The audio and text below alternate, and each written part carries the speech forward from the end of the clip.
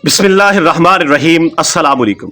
Welcome to animal success YouTube channel. Viewers, मैं हूं राना जैनुल आबिदीन और लोकेशन है जी डिस्ट्रिक्ट विहाड़ी। आज की इस वीडियो में मैं आपके सामने अपनी एक बकरी की स्टोरी रखूंगा कि जिसने मेरे पास 4 साल गुजारे, 7 मरतबा उसने डिलीवर किया। उससे मुझे क्या अर्न हुआ, क्या मैंने उससे हासिल किया, पैसों की सूरत में, जानवरों की सूरत में, उसके कितने बच्चे अब मेरे पास मौजूद हैं, ये सारी डिटेल मैं आपको इस वीडियो में बताऊंगा। और इसका मकसद जो है वो इनकरेज करना है बकरी फार्मिंग को, उन बंदों को जो नए नए इस काम में आए हैं या इस काम को करना चाहते हैं। तो ये तकरीबन 4 साल पहले की बात है। आपको इससे कीमतों का भी अंदाजा हो जाएगा। 4 साल पहले बकरी की कीमत क्या थी और अब क्या है।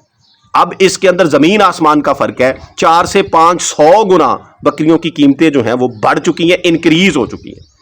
तकरीबन 4 साल पहले मैंने जो है वो पाकपतन के एरिया से एक गब्बन पट फर्स्ट टाइमर थी, उसको मैंने परचेज किया और वो मुझे मिली जी 35,000 में, 35,000 रुपए में। और तकरीबन 1 महीना उसके डिलीवर करने में रहता था। मेरे पास आके उसने महीने के बाद डिलीवरी दी। फर्स्ट टाइमर थी, एक बच्चा उसने पैदा किया, मेल किड यानी बकरा उसने पैदा किया। और उस बकरी की ये खसियत ये रही है कि वो तकरीबन 2 महीने के अंदर अंदर दोबारा क्रॉस हो जाती थी। पहली दफा उसने यानी पहले सूए में 1 बच्चा दिया, दूसरे सूए में उसने 2 बच्चे पैदा किए, एक मेल किड और एक फीमेल किड, यानी एक बकरा था और एक पाठ थी। वो जो उसके दूसरे सूए के बच्चे थे वो तकरीबन मैंने 3 महीने के सेल आउट कर दिए 40,000 रुपए में। और जो पहले सूए का उसका बकरा था वो मैंने रखा, बड़ा हुआ, कुर्बानी के ऊपर मैंने उसको सेल आउट किया 80,000 रुपए। यानी जो पहले 2 सूए थे उसके उस बकरी के जो बच्चे हैं वो मैंने 1,20,000 रुपए में सेल आउट कर दिए। तीसरी दफा फिर उस बकरी ने जो है एक मेल और एक फीमेल किड जो है वो पैदा किया। वो दोनों जो है वो मैंने रखे। बकरा जो है कुर्बानी के ऊपर उसको मैंने सेल आउट किया। और वो बकरा पहले बकरे की तरह जो है वो सेहतमंद नहीं था, यदि उतना गोश्त उसका नहीं था, उतनी ग्रोथ नहीं थी, वो सस्ता सेल आउट हुआ।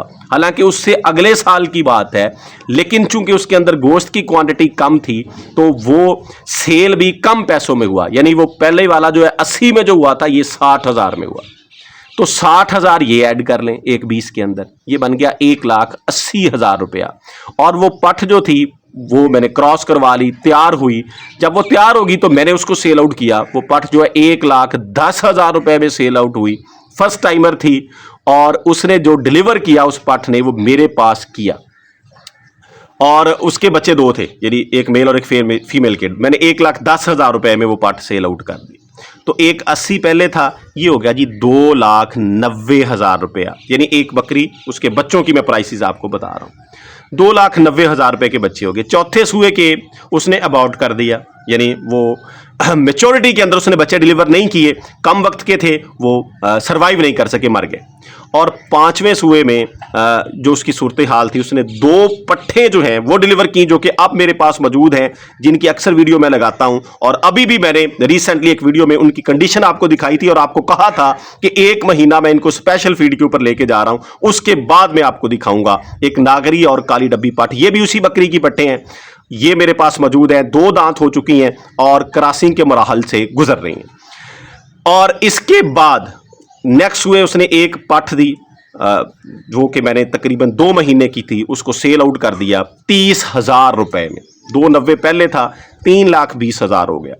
3,20,000 रुपए के मैंने उसके बच्चे सेल आउट किए। फिर वो खुद प्रिपेयर हुई, गब्बन हुई, तो मैंने जो मुझे उसकी कीमत लगी, मैंने वो सेल आउट तो नहीं की, वो बाई चांस जो है उसको मसला बन गया। लेकिन जो उसकी प्राइस थी वो मैं आपके सामने रख रहा हूँ, 1,70,000 रुपया।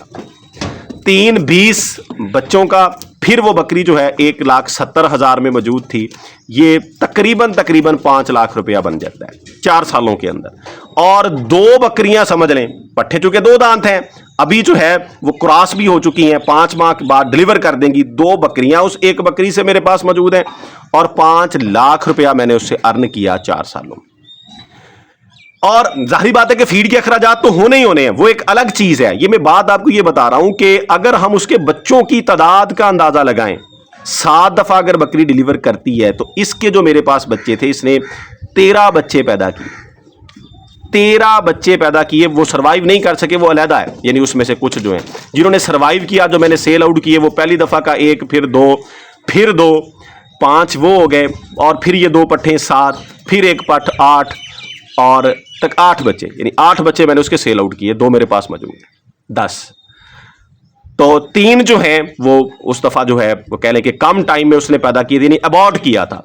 टोटल 13 बच्चे एक बकरी ने तकरीबन 4 सालों में पैदा किए, जिनमें से 10 ने सर्वाइव किया, 3 जो है सर्वाइव नहीं कर सके। और कीमत जो है, जो बच्चे मैंने सेल आउट किए, उस बकरी को एट दी एंड जो है उसकी कीमत लगाई गई तो वो 5 लाख बना। अब अगर इनके अखराजात लगाते हैं तो कम से कम जो है ये आप कह सकते हैं कि आधे अखराजात इनके हो जाने, यानी अगर 5 लाख है तो 2.5 लाख की खुराक का खर्चा हो जाना है 4 सालों के अंदर, कम से कम बचना 2.5 लाख ही है। लेकिन बात करने का मकसद ये है कि बकरी जो है, एक बकरी वो 4 सालों में 13 पे पहुंच सकती है। तो अगर आपके पास इन्वेस्टमेंट थोड़ी है लेकिन आपका सब्र का पैमाना जो है वो लबरेज है, तो आप इस तरीकेकार से उनको रोकते जाएं।